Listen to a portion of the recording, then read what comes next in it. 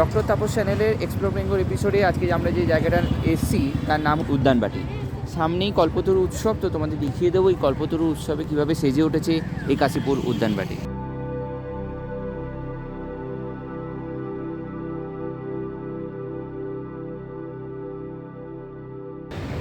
এবার তোমাদের একটু মন্দির খোলার সময়টা দেখে দিচ্ছি। এপ্রিল থেকে সেপ্টেম্বর সকাল 7টা থেকে দুপুর 11:30, বিকেল 4টে থেকে 8:30।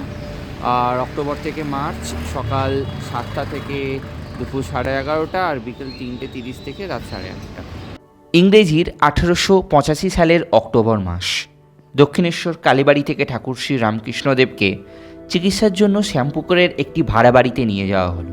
কিন্তু 2 মাস সেই ভাড়া বাড়ি থাকার পর দেখা গেল শ্রী রামকৃষ্ণদেবের শারীরিক অবস্থার কোনো উন্নতি হচ্ছে না। তাই ডাক্তার মহেন্দ্রলাল সরকারের পরামর্শে কলকাতার দূষিত বায়ুবর্জিত কোনো স্থানে নিয়ে যাওয়ার পরামর্শ দেওয়া হলো। সেই সময় ঠাকুরের ভক্তগণেরা কলকাতার বিভিন্ন জায়গায় বাড়ির সন্ধান করতে শুরু করে। অনেক খোঁজখবর করার পর উত্তর কলকাতার এই কাশীপুরে রানী কাত্যায়নীর জামাই গোপাললাল ঘোষের বাগানবাড়ি তাদের নজরে আসে। তখন মাসিক 80 টাকার বিনিময়ে রামকৃষ্ণদেবের থাকার জন্য 3 মাসের জন্য ভাড়ায় এই বাগানবাড়ি নেওয়া হয়। সম্পূর্ণ এই বাগানবাড়িটা পরিমাণে ছিল 11 বিঘা 4 কাঠা 2 ছটাকের মতো। 1885 সালের 11ই ডিসেম্বর থেকে 1886 সালের 16ই আগস্ট মহাপ্রয়াণ পর্যন্ত দীর্ঘ 8 মাস কাশীপুর উদ্যানবাটিতে শ্রী শ্রী ঠাকুর বসবাস করেছিলেন। এই পুণ্যভূমি শ্রী রামকৃষ্ণদেব, সারদা মাতা এবং বিবেকানন্দ দেবের পদধূলিতে স্নাত। সেই দিন ছিল 1886 সালের 1 জানুয়ারি, বিকেল 3টে। শরীরটা যেন একটু ভালো ছিল তার। শ্রী রামকৃষ্ণদেব আস্তে আস্তে উদ্যানবাটির গেটের কাছে গেলেন। রামকৃষ্ণদেব দেখলেন তার ভক্তবৃন্দগণ আম গাছের তলায় আড্ডা জমিয়েছেন।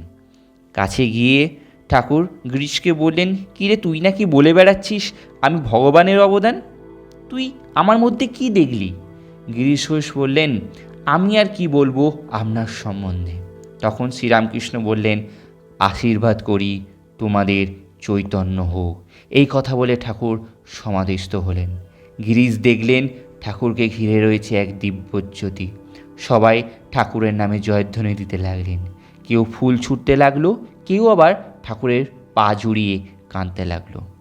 আপনারা যে আম গাছটি দেখছেন সে আম গাছের তলায় ঠাকুর শ্রীরামকৃষ্ণ পরমহংসদেব কল্পতরু হয়েছিলেন।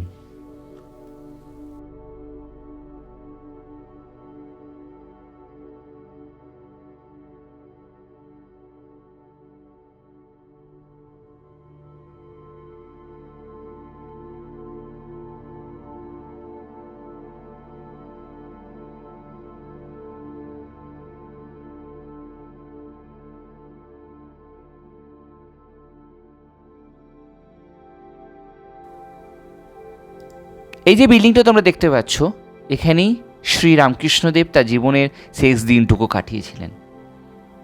এই বিল্ডিংয়ের এবার কোথায় কে থাকতেন, কোন রুমে কে থাকতেন সেটা একটু তোমাদের দেখিয়ে দিই। ঠিক ওপরের দিকে যে ঘরটা, এই যে ওপরের দিকে রুমটা তোমরা দেখতে পাচ্ছ, এই ওপরের ঘরেই থাকতেন ঠাকুর। ঠিক নিচে থাকতেন মাঝের ঘরে ঠাকুরের গৃহী সন্তানেরা। এর উত্তরের দিকে যে ঘরটা সেখানে থাকতেন শ্রী শ্রী মা সারদা দেবী। আর দক্ষিণের এই ঘরে এখানে থাকতেন স্বামীজি ও তার ত্যাগী সন্তানেরা।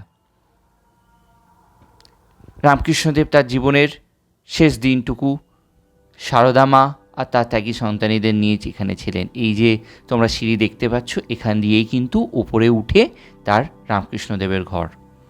এবার তোমাদের ওপর থেকে ভিউটা একটু দেখিয়ে দিই, কত সুন্দরভাবে এই জায়গাটা সাজানো। এই কাশীপুর উদ্যানবাটি শ্রী শ্রী রামকৃষ্ণদেবের একটি ছবি যা এখানে রাখা রয়েছে। আর কিছুদিনের মধ্যে কল্পতরু উৎসব, বহু মানুষের, অগণিত মানুষের আগমন হবে এই কাশীপুর উদ্যানবাটিতে। গান, রামকৃষ্ণদেবের শ্লোক সব কিছুই এখানে উচ্চারিত হবে। সবচেয়ে বড় বিষয়, এই সময়টাতে এই জায়গাটা খুব সুন্দরভাবে সেজে ওঠে, কারণ এখানেই তো ভগবান বলেছিলেন আশীর্বাদ করি তোমাদের চৈতন্য হোক। আর ঠিক তার একটু দূরে তোমরা একটা আম গাছ দেখতে পাবে। এই সেই আম গাছ যেখানে 1886 সালের 1 জানুয়ারি ভগবান শ্রীরামকৃষ্ণদেব সমবেত ভক্তদের উদ্দেশ্যে, যেখানে গিরিশচন্দ্রও ছিলেন, তাদের বলেছিলেন তোমাদের চৈতন্য হোক। সেই জন্যই এই গাছটাকেই বলা হয় কল্পতরু। এই গাছের নিচেই রামকৃষ্ণদেব সবাইকে বলেছিলেন তোমাদের চৈতন্য হোক। সেই জন্যই কল্পতরু উৎসবে এই পরিমাণ ভিড় হয় এই জায়গায়।